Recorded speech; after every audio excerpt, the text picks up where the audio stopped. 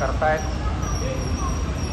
हातामध्ये असलेला आपला देशाची शान असलेला तिरंगा आणि त्यानंतर आज आपण स्वतः बोलण्यापेक्षा आपल्या हातातले जे पदक आहेत तेच आज सर्व काही संदेश या देशाला नव्हे तर संपूर्ण जगाला देत आहेत.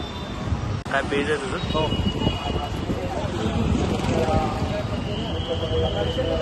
आत्ताच कॉन्टेंट क्रिएटर